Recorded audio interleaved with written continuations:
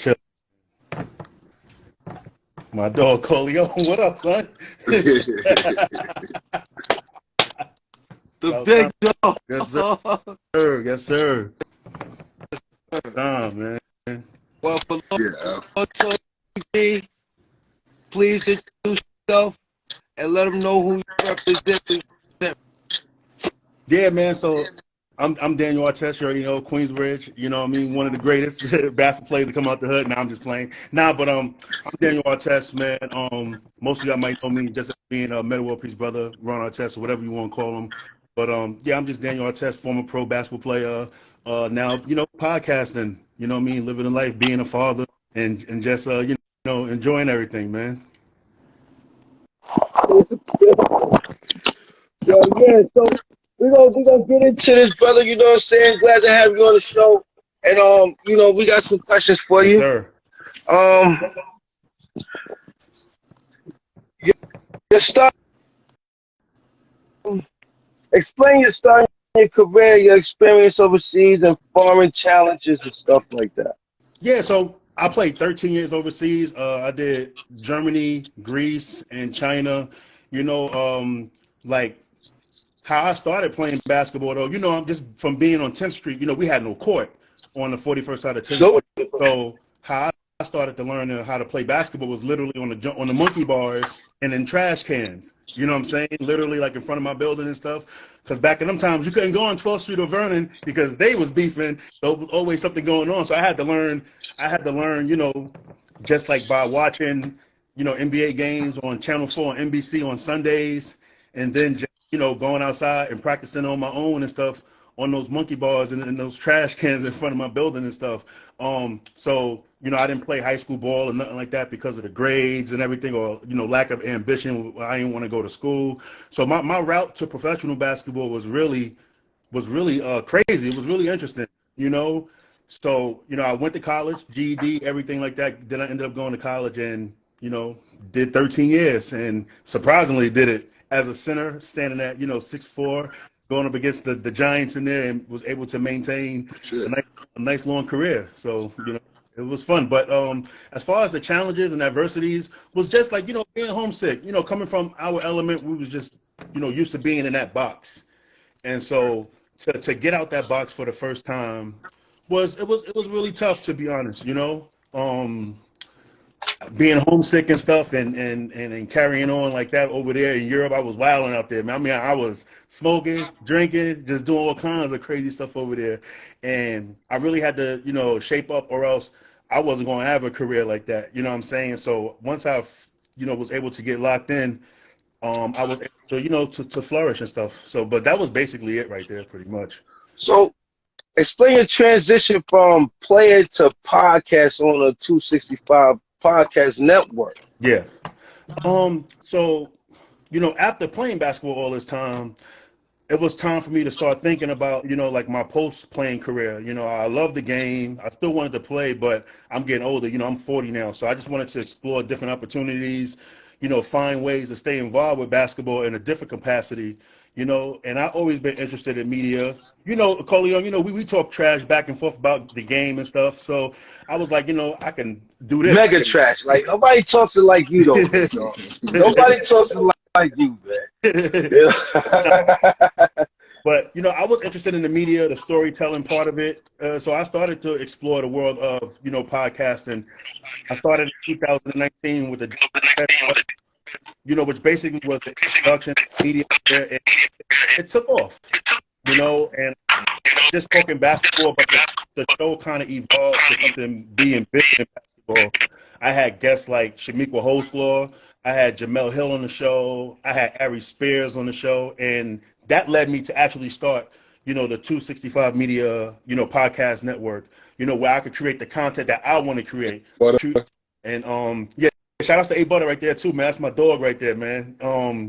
And I wanted to create my own network so I could have other creators like myself that's kind of held back from being creative, because when you go under a company, they kind of like take you out your element a little bit. So I just wanted Exactly. to do that. So now I just strictly talk women's basketball now, to be honest. I got away from the NBA. I have somebody hosting that show, And so myself and my co-host, my brother K Dot, we just strictly started talking women's basketball, helping growing that thing But over. honestly, can I And say it, that you know, that's a good admirable thing to do to switch over to the women's basketball because they need more male ambassadors, going and campaigning their league. yeah, yeah, definitely do. It's been tough because a lot of dudes that do comment on women's basketball, they always talk about the dunking, like they need more dunking, and I'm like, hold on, you gotta understand that The art if you're a form, hoop, man. if you're a hoop head, right? If you're a hoop head, you appreciate the game of basketball regardless of what it is, right? We talk about fundamentals. Everybody complained today. Hey, the NBA don't have no fundamentals no more. All they do is the fan stuff now. Like, okay, Yeah, so if you want real fundamentals, go watch the women's side. All right, cool. They're not going to dunk the ball or nothing like that. But at the same time, you're going to get what you want. You're going to get the physical play. Everything that people complain about as far as the NBA being soft and everything, you get that on the women's side of things. So, yeah, you you know, definitely do. And they don't understand the NBA when basketball started, there was no dunking in the first place. There was nothing but layups. They didn't have a exactly. 3 point line. So basically, that's the basic fundamentals that you're gonna get. You know what I'm saying? Post play and ball movement. Exactly. Exactly, bro. You see, you right there on point, man. Yeah, I'm with you, man. I'm with you, man. But yo, listen, man, what's the advice for the younger players that's on basketball career? um, for the advice I would give to a younger person is I always just give them the harsh advice, man. I'm like, listen, nobody should on your watch, to be honest.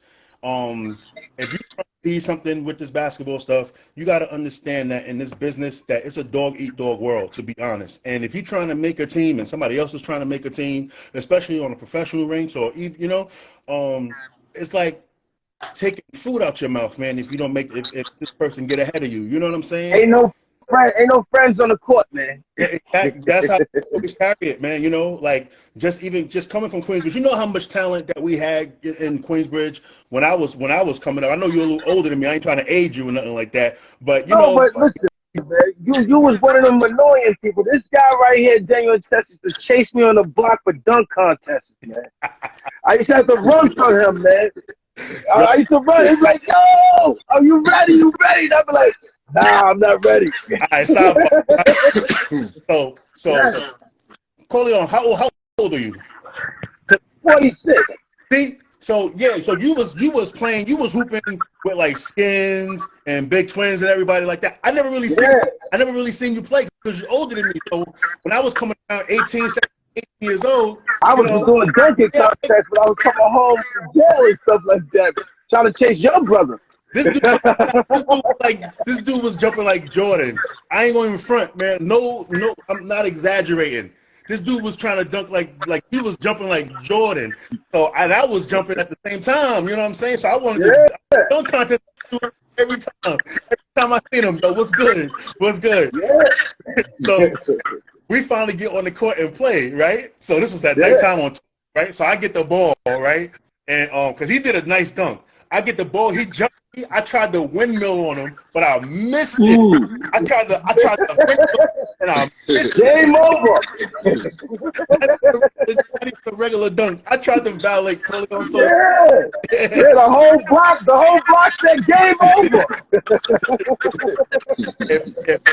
if if I would have made that, man, I probably would have been like, that'd have been crazy. He probably wouldn't want to play no more, man, because I tried it. I don't want to play no more anyway, and I'm glad. You know what I'm saying? Because you are a terror on the court, man. You But was definitely tough, but you know what I'm saying? How about your personal journey? what'd you say? Your personal journey. My personal Your journey. personal basketball. Yeah, your personal basketball So journey. okay, cool. So my personal journey was like, all right, cool. So basically, like it was difficult, to be honest, because Ron left. He went to go play AAU for a summer. He came back one of the best players in the nation. I got to live in a house with the dude. You know what I'm saying? I scored 66 points in a game at IS 125. I come home, everybody know about it, but my family's like, but Ron made All American. Well, So like, oh, yeah. yo, what up? Yo, hoop too.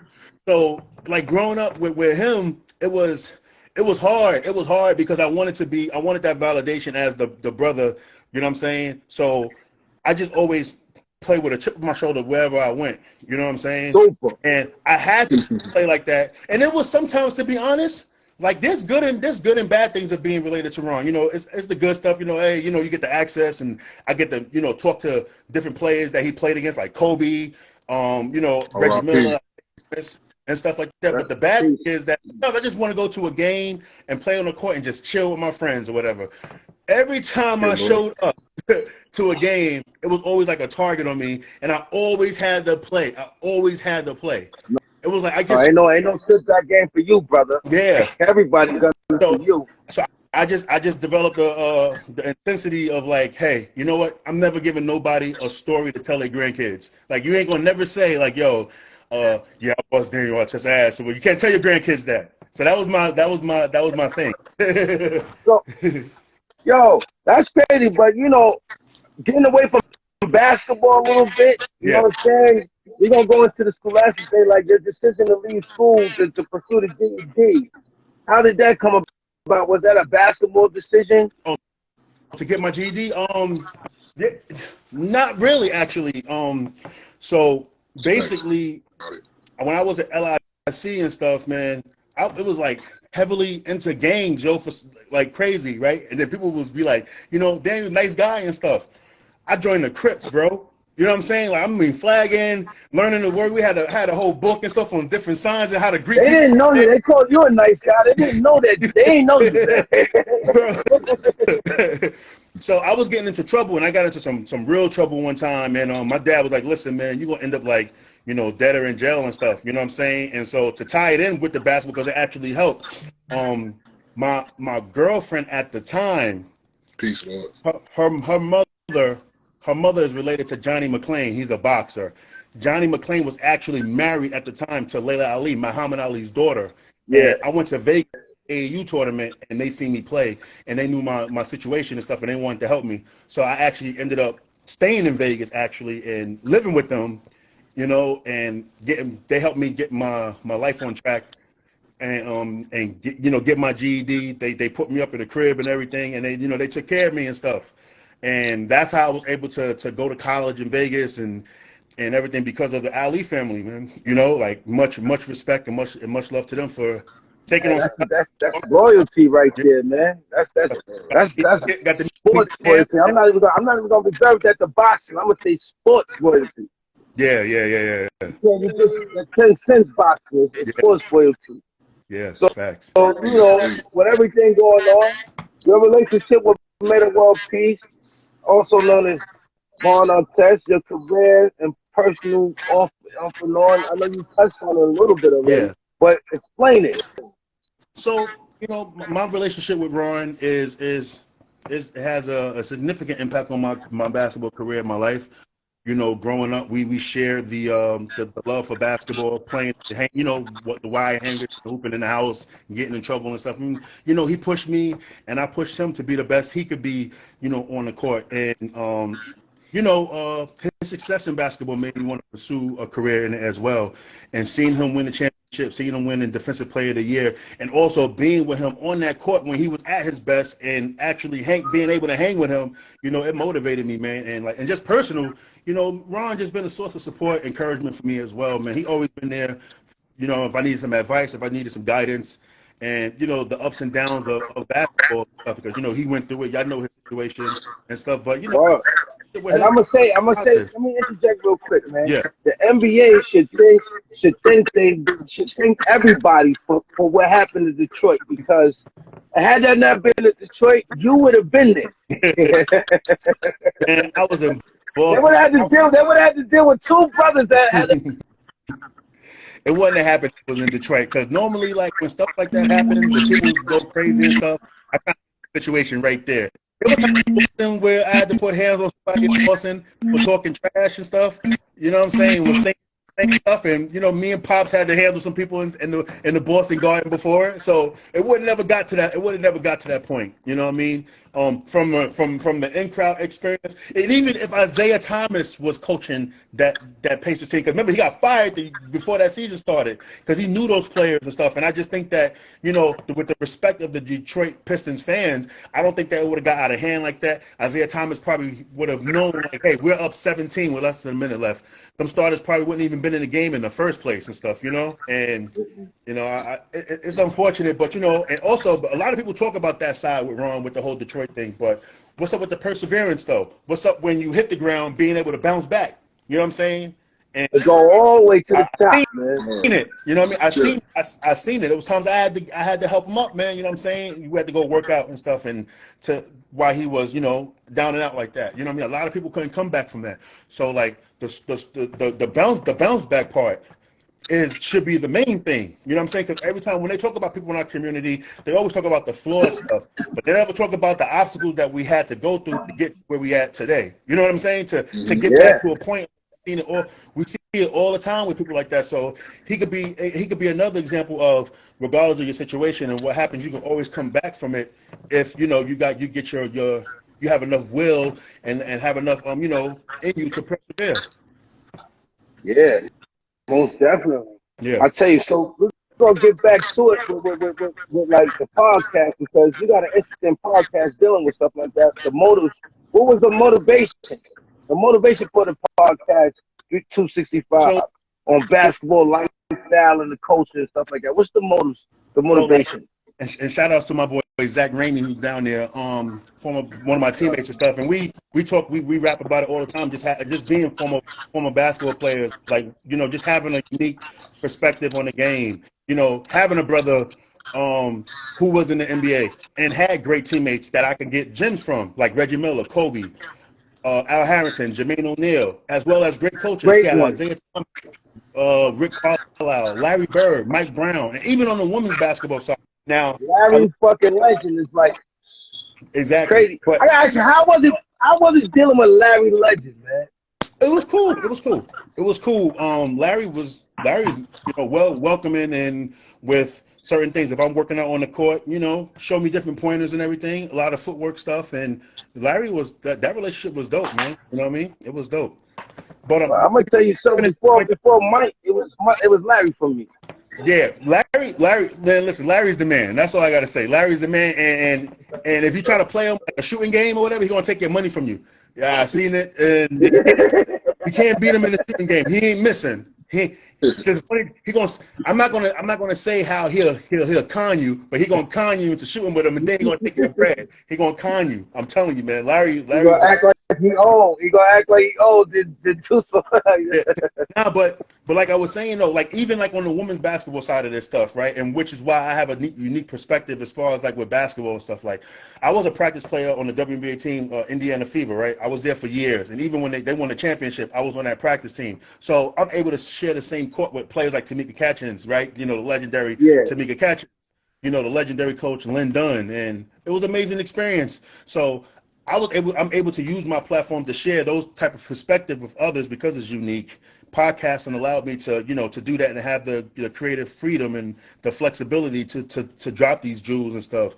And the transition from basketball to podcasting was definitely a big change and stuff. But the skills that I developed on the court, teamwork, communication, leadership, I'm able to transfer that to 265 Media, just being the boss of that company and coaching my guys up to create that amazing content. So it's pretty much the same thing from basketball to podcasting and just being the explorative, curious side of myself and to tell those type of compelling stories and engaging with the audience and fans and stuff.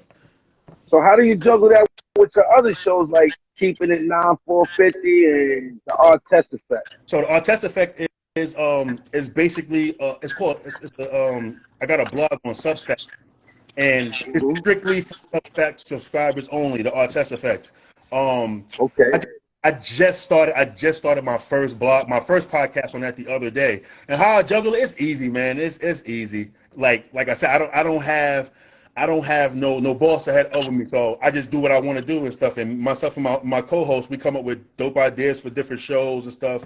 And then with the Artest Effect, whatever I want to talk about and get more in depth with it, I'm able to just have that on that platform. It's easy to juggle. As far as like my NBA content, I got a host on that. I got hosts for my boxing content. I got hosts for my football content as well. So, and they have free reign to do what they want because they're very knowledgeable. I trust them. So it's real easy. Turn it down, buddy. So how do you go about the topics that you cover and the guests that you invite? Like how does that come about with those three different situations that you deal with personally? Like how do So, you all right. get that done? So basically, obviously, that 9450 is covering women's basketball. So we just talk everything, college basketball, WNBA. Like we have different guests like players and coaches and stuff. And as far as the topics, like we literally just talk about the games. I'll tell my co-host, hey yo, Kata, I'm gonna watch this game. You watch that game. We'll come together later on and we'll tap in with that. You know what I'm saying? And as well as what my football content people would do. If I see something, I'll be like, yo, I want y'all to point this out on a football game or whatever, and like even like when we talk about Patrick Mahomes' contract, got like $510 million, but like 140 of that was on Crazy. fee. And since they know more of the how that money work, I was like, yo, point that out or something. You know what I'm saying? And so that's basically all I do, man. We pretty much just come up with the topics just by it's just out the air with it. Mm-hmm. Yeah. Well, that's kind of like what we do Yeah. here. So we gotta find people like you to come in and fill in the gaps and voids and get this type of information. Yeah. So pretty much, how do you even get into the situation? How do you feel about the culture, broadening the culture, the trends, the social justice, the gender, and the technology with the NBA and the WNBA influence? Well, this is gonna be a long answer. I got you on this one. Hey man, Yeah. let's do it. So, Man. I'm here for you. basketball is like what you would call like a microcosm of society, right? It can serve as like a reflection of broader cultural terms and trends and issues. So basketball as a sport, it brings people from different backgrounds, different cultures Hattie to share a common Rack, goal. what's up? Yeah, and it creates an opportunity to address issues like social justice, gender equality on a larger scale. So, like for example, we've seen NBA players who use their platform to advocate for social justice issues such as police brutality, racial inequality, and the WNBA has also been at the forefront of advocating for gender equity and social justice issues as well. Actually, the WNBA leads it. You know what I'm saying? As far as like social justice stuff, I could tell you one point real quick, right? So there was an issue where the owner of the Atlanta Dream said some crazy stuff, and the WNBA players was like, they protested it, and then they ended up supporting because she was running for governor or something like that, and then or a Senate seat or something like that, and they ended up backing her opponent, and he actually won. He was actually trending at he had like 8% vote, and the other person, the owner of the Atlanta Dream, running for that seat had 92%. But with those players and being protesting and being loud, they were able to get her out of there. You know what I'm Yeah, saying? And then divert the vote. stuff. You know what I mean? But like um as far as like the technology side of it and stuff, basketball has evolved, bro, with the technology advances from the use to like the data and analytics, player evaluation. Now you watching the games, virtual reality or augmented reality or whatever. Like it's transformed the way the games is played, right? And it created like different opportunities for players and fans. But overall, honestly, I think that basketball can definitely play a more significant role in addressing like even broader cultural trends and issues. And so I'm excited for the future to see how the sport will continue, evolve, and adapt to these changes, going forward.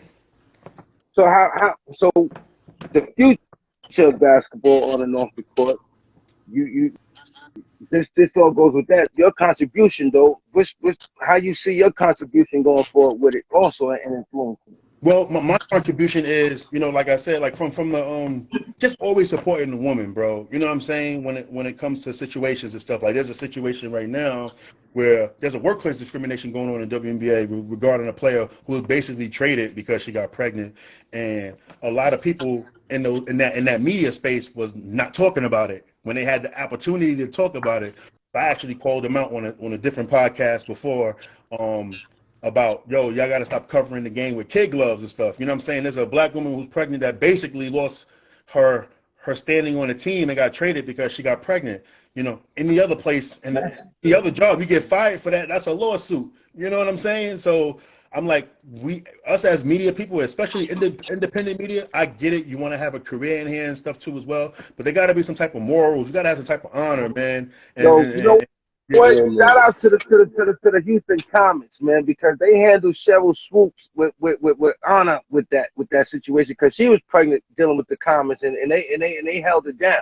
Yeah, yeah. I mean, yeah, they did. They did hold it down, and you want that for all your players, man. You know what I'm saying? Because you can't talk about how you want to grow the game and how you support women, but then you back up against it, and then it's it's not what it is because you making a business decision. It can't be like that. You gotta be 10 toes down on with your players all the way through.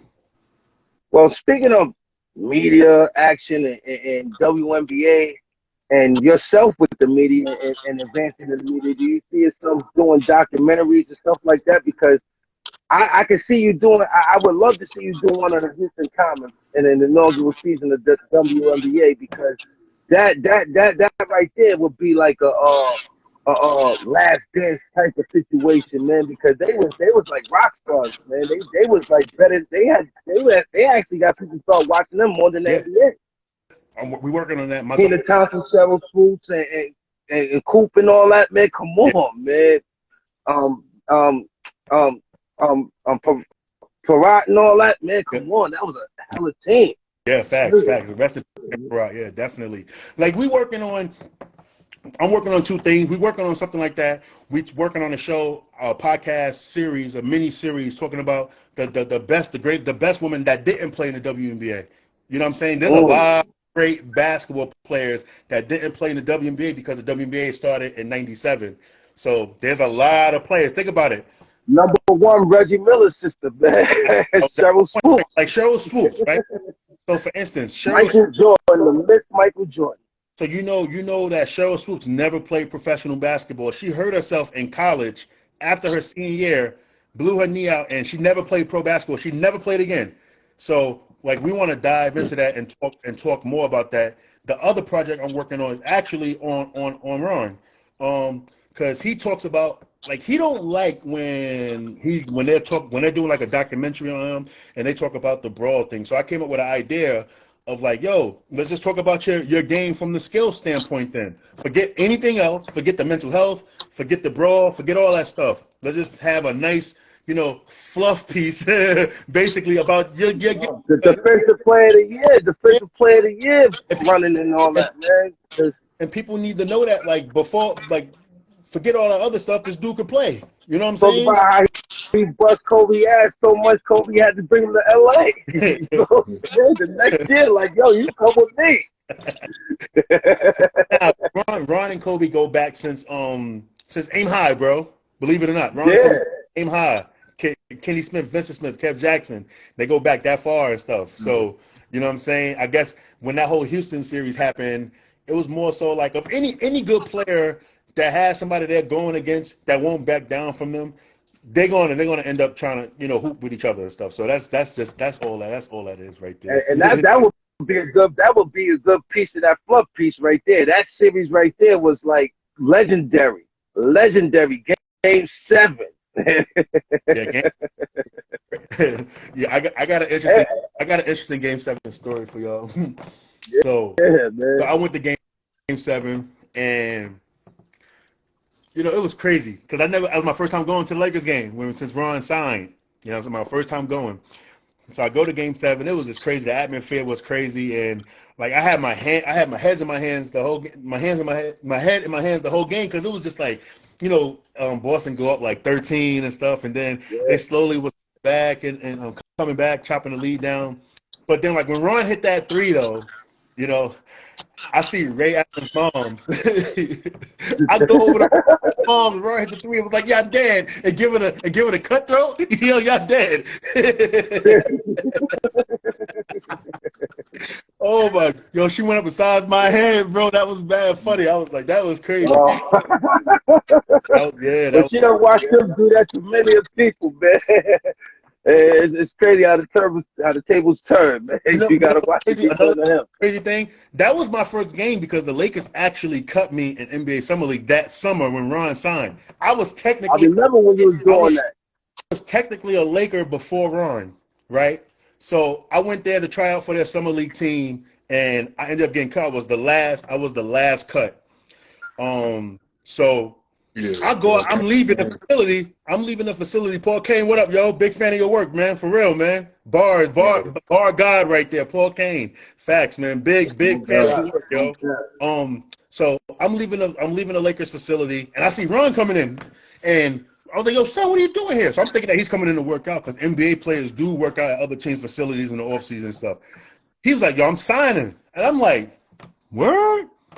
So I was like, yo, hold on, don't do anything yet. Let me go upstairs and get in the shower, get dressed. So like, I follow him around, like reintroducing myself to the whole Lakers, staff and everything, Yeah, and then he signed like that jersey he got signed with the Lakers. I have yeah, it, yeah. everything, you know what I'm saying? So Yo, that was pretty cool. I'm gonna tell you a story that yo, I remember. I think you're gonna remember this story because I remember when you came home from LA from that trip when you did that. And Yeah, I think I just came home and I saw you on the block on 12th Street. Nitro. And you was running around, you was wearing that jersey. yep. You came home, you was wearing that jersey. You was so happy. My man was so happy he had that Laker jersey that was his. You know, it wasn't wrong, it was his. So it was like, I was like, yo, congratulations. He was like, I don't care if I don't made it, but I was on the court with Kobe in them. I was like, yeah, Like word. I just was proud of you for that, man. just that whole experience of just having him, win the championship and stuff. Like Corleone, my brother personally and stuff. So like, as a fan, and even you, Lord, right? Even as a fan, like you see your team winning, you're like, oh my God, my favorite team won. I'm a Spurs fan, so I celebrate Yo, a couple of times when they win in championships. But the to actually, party was crazy in Queensbridge, man.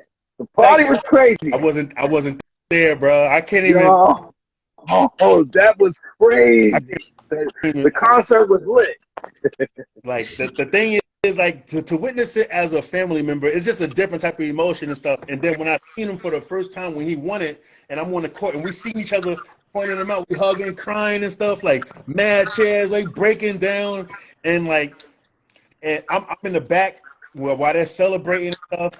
So I got the trophy, so I'm in the back with the trophy, right? So the Lakers, they had when I didn't know this. So when you win a championship, before y'all see them with the cameras, when they splashing the champagne, they doing it before. It's just team only, right? So I got the trophy with me, and Yeah. the security dude was like, yo, let me get that trophy to bring it in. I was like, I'll bring it. Just open the door. I'll bring it in. So I was actually in the locker room before media was in there and throwing champagne with them and stuff. And me and Ron was wild. Yeah. I come out dressed. And I'm yelling at any media person walking past, whoever it was, David Aldridge, Stephen A. Smith. Which I gotta say about my brother now. Anybody that ever said anything about him negatively after that brawl, what do y'all have to say now? Y'all can't say nothing. Y'all better, hush up. Don't say nothing negative about him. He's a champ now. Call him champ Artest. Like that night was Right. it was Crazy. And they played his single champion. yeah. That was lit. So the thing with That was lit. champions, he recorded it before he won it. Yeah, He they was recorded broadcasting like, yo, they were trying to play him at first. They were trying to play him like, yo, he recorded a song called Champions before they became yeah. champions. But when he became champions, they played it. They But the respected it. parties were so lit. The parties were so lit. I couldn't even go to the parties and stuff because I was mad. I was going to cheat, bro. I ain't going to front, yo. I was going to run. I got a beautiful wife at home at that time. I was like, yo, if I stay here, son, this shit is not going to last or whatever. Which in hindsight, kind of should have did it because it only lasted like 3 years. Stories I hear about NBA players. Nah, it's over that thing. Well, we had a great time with you, man, Daniel, man. Before we get out of here, man, please show everybody love and how to find you on your media outlets before we get out of here, Lord Talk. Yeah, definitely, man. Y'all can follow me at 265 Media on Instagram, Twitter, pretty much there. On Twitter is D_Artest. Also on Twitter at the 9450 as well. Yeah, man, just thank y'all for having me on, man. I know this was a long time. I was so busy with podcasting because I had so many shows to do, and so I'm glad I was able to tap in with y'all. I really appreciate this, man. Corleone, listen. Appreciate Corleone, listen. You know, you couldn't fuck with me. You can't fuck with me now. You can't fuck with my man Sylvan. Sylvan always. yo, listen, man. Now, Sylvan, man, I'll take him right now. Man. I saw him the other night, man, for stretch. You know what I'm saying? Yeah. Well, I saw him out there for stretch the other night. But yeah, I ain't worried about something. But you, I'm not stepping on the court with you ever. Ever again. Nah. Let me stop giving you your flowers real quick. Let me stop giving you your flowers real quick. Now, for real, because like a lot of people don't know, there's a lot of talented basketball players in Queensbridge. I could run them down. Havoc, Ty Nitty, Big Twin. You know what I'm saying? All the OGs and stuff, man, like that, man. Skins, Russ, Joe. You know what I'm saying? Like, nah, bro. Draws. Dirty. Draws 101, 16. Yeah, dirty draws, man. Come on, man. Draws beat me. Black Rain. Black Rain, Killer, everybody, man. You know what I'm saying? Battle. 30, Chat, Mike Chatty. You know what I'm saying? Like, yeah. You know what I'm saying? Rest in peace. You know what I'm saying? A whole bunch of people that ain't still here that's playing ball. You know what I'm saying? Yeah. I'm telling you, man, it's a bunch of people. It's hard to name everybody. Yeah. It's hard to name everybody. So when I went to go play, I always kept that in me, man. That pride of just being from Queensbridge and stuff. And my boy Zach, he'll tell you because we play pro together. He's right down there and stuff, clapping his hands and stuff. And like I played with that QB mindset everywhere I went, man. Well, no matter where I was at, I always had that in me. You know what I'm saying? And that's from the cloth that y'all created and stuff because y'all was a generation ahead of me. You know what I mean? And you know we always was with y'all, man. Yeah. That's one thing. You know Queensbridge was always behind y'all. I got to thank y'all for inviting me on the court to come play when I was young like that because, there's a rite of passage. And today, nobody do that no more. There's no, little man, you got to wait hours to play before. When we get done, then you can play. Now, we definitely gave you a hard time, man, because you was Braun brother, so you was a mad motherfucker. No, I tell you who gave me a hard time. Russ and Joe gave me a hard time. I had to earn it, man. I had to earn it and stuff. And they gave me a hard time. Like, they pushed me. Because, even during Block to Block, with 12th Street winning all those championships, remember, I couldn't beat them. I lost 2 times in the championship with them and stuff. You know what I mean? Right. Shout outs to John. That stupid-ass trust over he got there. and Left and Animal and stuff. You know what I mean? So I always represent it, man. I always try to have the pride, of Queensbridge and stuff, man. But yeah, thanks for having me on, man. I appreciate y'all, man. Appreciate you, Lord. Lord Talk TV. We tap in with y'all next time. Peace, bro. Y'all. Got you. There you are set. 265 Media Podcast Network. Let's get it. 1.